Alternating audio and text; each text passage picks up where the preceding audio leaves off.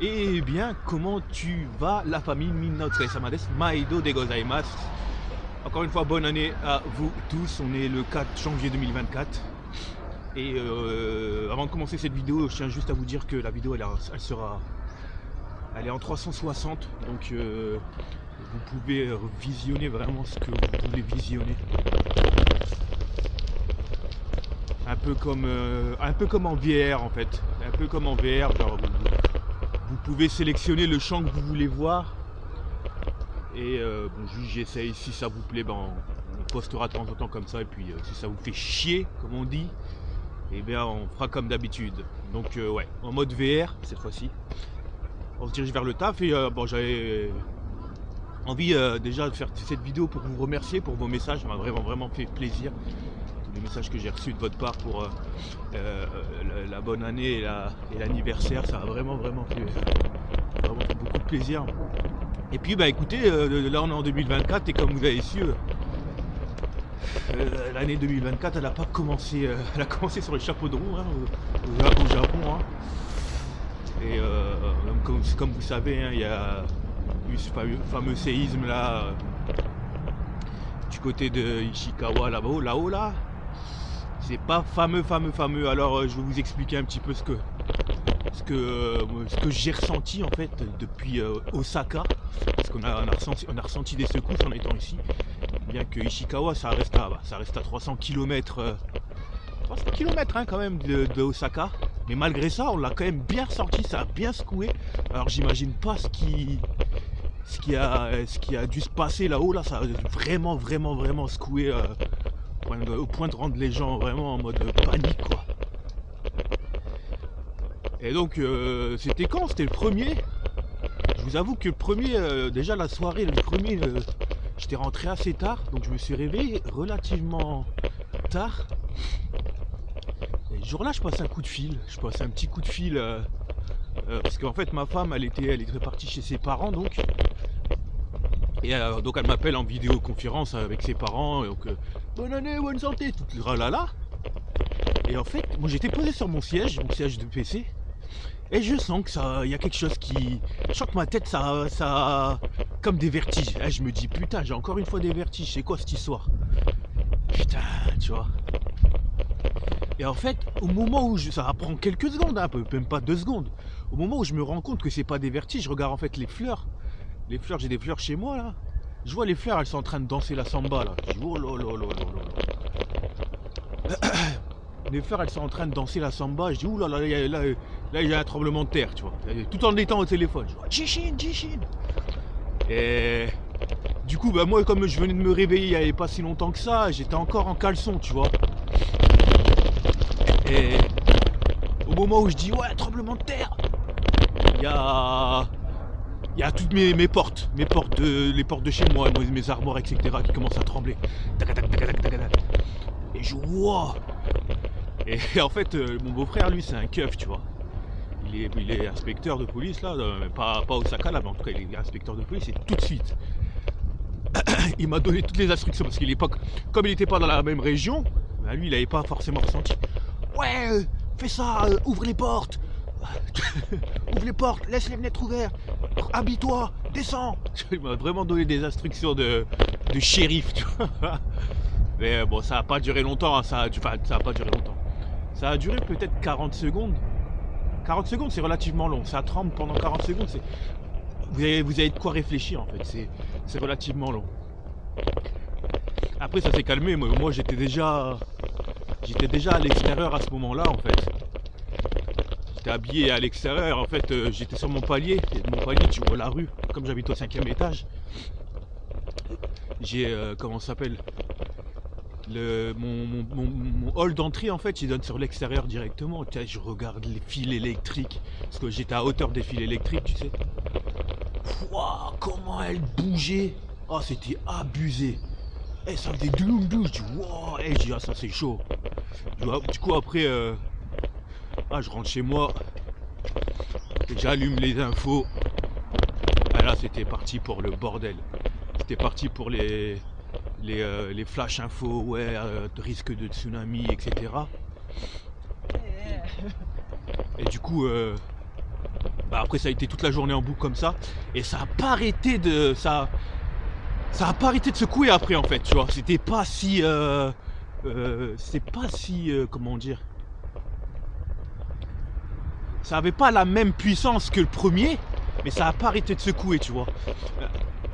Moi, enfin les autres secousses, je les associais. Je peux les. Enfin, pour vous donner un exemple, c'est comme si qu'il y a un gros camion qui passait devant chez vous en fait.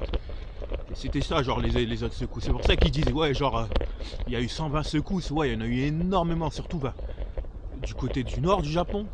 Là-haut, ouais, il y en a eu énormément à cause de ça, parce que il y a eu des micro-secousses, etc. Et en fait, bah, c'est des ondes après, hein, c'est comme quand vous jetez une petite pierre dans l'eau, hein, ça fait des ondes là, bah, c'est la même chose avec les séismes là. Je peux vous faire un cours de physique là, mais... Et du coup, bah, les petites répliques qu'il y avait à l'épicentre, bah, ça venait jusque chez nous quoi. Et c'était light chez nous bien sûr, mais ça venait quand même. Et ça a pas arrêté. Ça a pas arrêté toute la journée. Et après tu rentres dans la sphère où moi j'apprécie pas. Ça passe ici ou quoi? Une sphère que j'apprécie pas spécialement.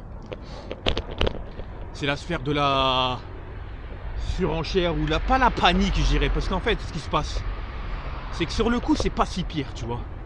Bon, ça tremble. Moi, pour info, c'est le deuxième séisme que je vis au Japon, tu vois. Premier séisme, putain, si tu veux que je te raconte l'histoire, là, le premier séisme que j'ai vécu, c'était à Nagoya. J'étais à Nagoya, j'habitais là-bas. Et c'était la nuit, il devait 2-3 heures du matin. Je sens que, en fait, c'est pas que je sens, c'est surtout j'entends. J'entends les meubles, le mobilier chez moi trembler, et puis ça tremble. Et je dis, putain, ici, c'est vraiment le premier séisme que j'ai vécu. Et je dis, putain. Là, à ce moment-là, je fais quoi? Je m'habille, je sors. Et en fait, il n'y avait que moi, le paniqué à cette heure-là, qui était dehors à ce moment-là, tu vois. Il y avait vraiment... C'était vraiment une toute petite secousse à tel point, ils en ont même pas parlé aux infos, tu vois. Et moi, en fait, dans la panique, je suis sorti et j'étais tout seul comme un con dehors, tu vois. Mais bref. Et du coup, là, le fait qu'ils en parlent à la télé, tu vois, ben, ça met une surenchère en fait. Les gens ils sont grave paniqués. Et puis tout le monde parle de ça, etc. Après c'est bien parce que tu te dis, bah voilà, les gens, l'information elle passe. Et les gens ils peuvent évacuer, etc. S'ils ont de la famille là-bas, etc. Ils peuvent être au courant, etc. Mais tu rentres dans une panique qui est toxique en fait, tu vois. Et en fait, dès que j'ai ressenti ça, en fait, j'ai éteint ma télé, en fait. J'ai éteint ma télé et puis basta, tu vois. Parce que sinon, tu rentres dans une panique, ça secousse encore un peu. Et là, tu te dis, wow. D'ailleurs, le soir même, t'as eu une réplique tout aussi élevée. D'ailleurs, les dégâts qu'il y a eu là-haut, là. Moi, je te cache pas que j'étais inquiet juste par rapport aux centrales nucléaires. Parce que quoi, tu sais... par rapport comme à Fukushima là, dans le fond. Les côtes ici au Japon, t'as énormément de centrales nucléaires, surtout dans le nord là. Et comme c'est pas si loin, on est vraiment pas si loin de la zone, hein, de l'épicentre, hein, vraiment, pour vous donner un ordre d'idée, un Paris-Dunkerque quoi, tu vois, c'est comme si tu habites à Paris et il se passe une dinguerie à Dunkerque, tu vois, bah, à l'échelle de la Terre, c'est vraiment court quoi, c'est vraiment à côté, tu vois. Et moi j'avais peur de ça, tu te dis putain, parce que ils avaient annoncé des tsunamis de 5 mètres, tu sais. Et tu te dis putain, 5 mètres c'est haut hein. 5 mètres c'est le premier étage quoi, tu vois, c'est au-dessus du premier étage là, on est au premier étage bien, tu vois. Et du coup, moi j'avais peur à ce point, juste ça me faisait flipper, je me dis ouais, si il y a une vague qui vient dans le réacteur, dans un des réacteurs, ah ça va être la panique à l'aéroport là. Ça va être une surpanique à l'aéroport pour prendre le premier avion et... Enfin même si c'est pas le cas là, mais... Enfin tu m'as compris, tu vois.